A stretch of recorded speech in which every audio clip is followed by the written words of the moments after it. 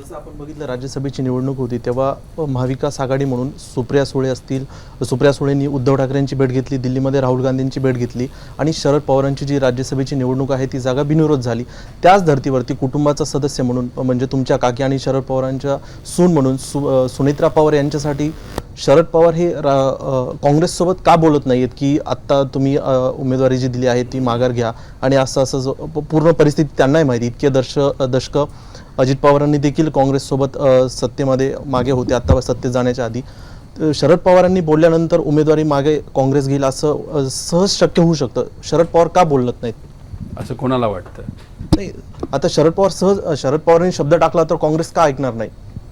हे बघा, आता असा एक घटकावर धरूया, मी महाराष्ट्रात FIR करण्याचा प्रयत्नच केला नसता आणि डायरेक्ट मी काँग्रेसकडे गेलो असतो आणि म्हणलं असतो बघा ना माझं FIR करून द्या, त्यांनी काय मला करून देण्यासाठी कुठलं मार्गदर्शन केलं असतं का? नाही, पहिल्यांदा आपण प्रयत्न करावे लागतात, मग कुणीतरी आपल्याला मदत करतं। आता यांच्याकडनं किती प्रयत्न झाले होते बिनविरोध करायचे हे कोणाला माहिती आहे आणि ते कुठल्या लेवलपर्यंत बोलले होते हे आपल्याला बघून घ्यावं लागेल।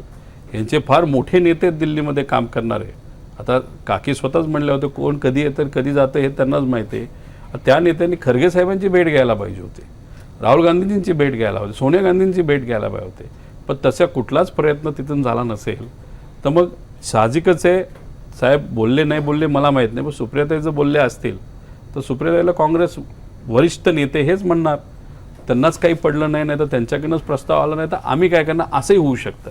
त्यामुळे खरं काय घडलं हे सांगता येणार नाही। त्यामुळे पवार साहेबांनी प्रयत्न केले तर होऊ शकतात, पण पवार साहेबांना कुणीतरी सांगितलं पण पाहिजे। उद्धव ठाकरेंशी त्या बोलल्या, ते तर भुजबळांनी सांगितलंच आहे, पण काँग्रेसशी त्या बोलल्या आहेत की नाही माहीत नाही, नाही अजून माहित नाही कुठल्या लेवलला बोलल्यात हे पण माहित नाही।